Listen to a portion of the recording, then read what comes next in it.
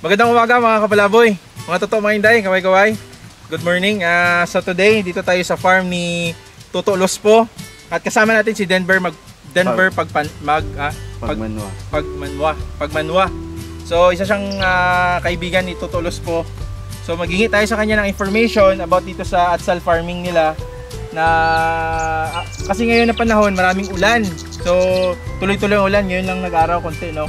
So tuloy-tuloy. Magtatanong tayo kung ano mga sakit na naglalabasan pag tuloy-tuloy yung ulan. So tanungin natin si Denver kasi siya ang eksperto dito. Ayun. Then ano bang mga usually sakit pag umuulan? So far sa mga sakit ngayon sa ating mga atsal o steeper na bell pepper. So sa ngayon sa tag-ulan, so makikita ninyo dito is hindi lang sakit, no, ang nakatira sa ating pananim. So kung minsan mga insekto kagaya ganito, kumukulot yung dahon niya, no? So may dalawang faktor kung bakit nagkakulot yung dahon ng isang tanim, no? So una dyan is tinitira ng mites, no? O pangalawa is thrips, yan yung tumitira sa mga dahon ng atsal. So kaya kumukulot yung dahon niya. So mga ganun, no? Then sa mga ngayong tagulan, normal na mga sakit na lumalabas sa atsal is unang-una is blight.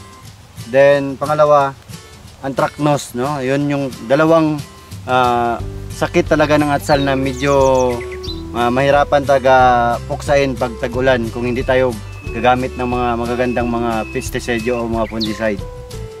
Ayun, yun palang karaniwang sakit na naglalabasan pag mga tag-ulan. Pero after nun, halimbawa na dadapuan na ng sakit, Sir Denver, ano kaya ang pwedeng pinaka-the best na application na pwede nating i-apply para ma-lessen o matanggal yung mga sakit nila, yung mga active ingredients niya? So normally, no, sa pag-aatsal natin, so maraming mga fungicide na pwede nating gamitin, no?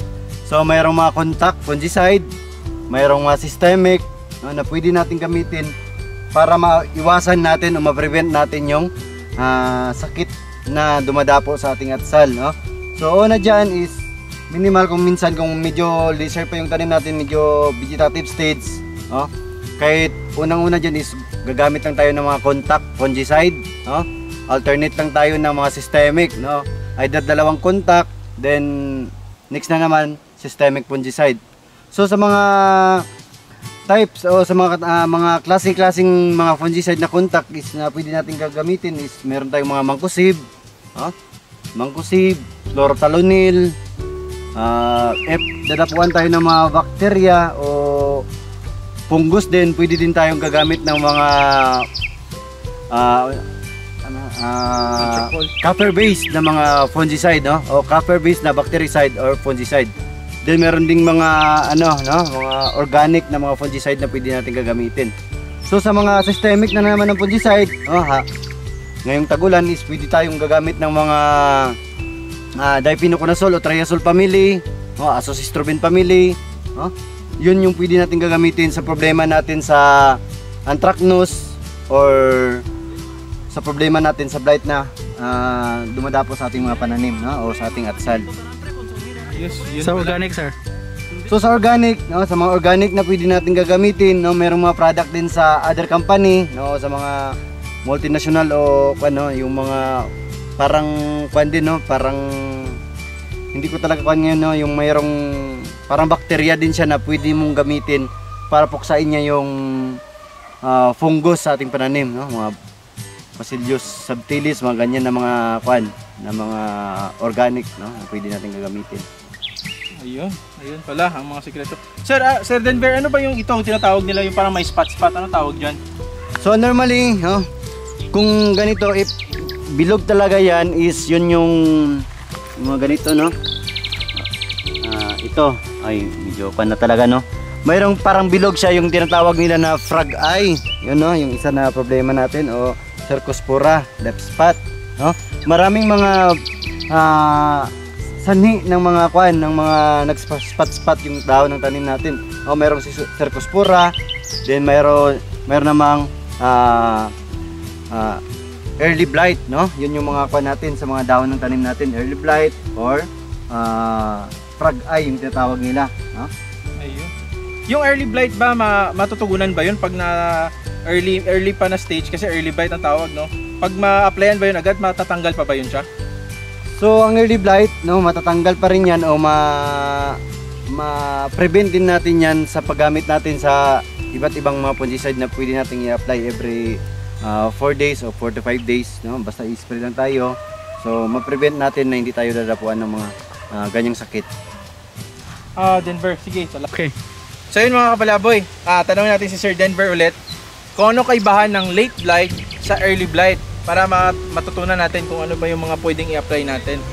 So Sir Denver, ano yung mga... So far, no, yung sa late blight, karamihan yan is parang namumula yung dahon niya, kagaya nito, you know? Parang umaakyat pero hindi siya talagang bilog kasi yung parang bilog siya is yun yung tinatawag natin na frog eye na naman. Pero mga ganyan is late blight yung tawag natin dyan, no? Yung early blight kasi, no, kung minsan tumitira yan sa mga dahon dito, no? Parang nasusunog siya o nalalanta kaagad, no? Pero dito medyo makikita natin halos dito sa area ni Sir Tuto is karamihan dito is yung mga late blight lang talaga, no? Wala tayong makikita na early blight, ha? So anong usually yung apply doon pagka nagkaroon So ng sa late mga blight? blight infestation na naman, no? So far, no, marami tayong mga product na pwede nating gagamitin diyan, either contact din, kahit mag-search tayo ngayon sa internet, marami na tayong makikita ng mga product o recommendation na pwede natin gagamitin diyan. Pero so far sa akin, as actual din namin na ginagamit, kahit ako may farm din, gumagamit lang ako ng mga contact fungicide kagaya ng Mancozeb, Chlorothalonil, no? Sa mga systemic na naman, mayroon tayong mga kahit yung mga product na yung mga Mancozeb plus Metalaxyl, pwede tayong gagamit niyan.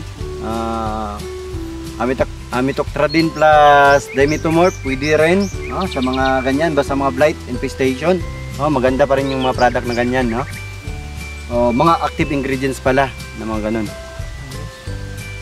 So yun, so maraming salamat kay Sir Denver at may natutunan na naman tayo ngayong araw.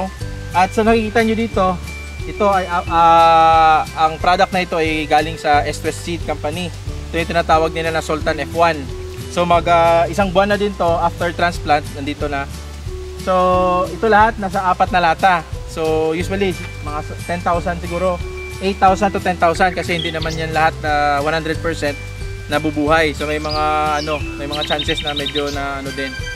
So ayun mga kapalaboy, maraming salamat sa inyo tagapanood. Sa mga hindi pa nakapag-subscribe sa channel namin, huwag niyo po kalimutan mag-subscribe. Maraming salamat po. God bless. Okay, thank you.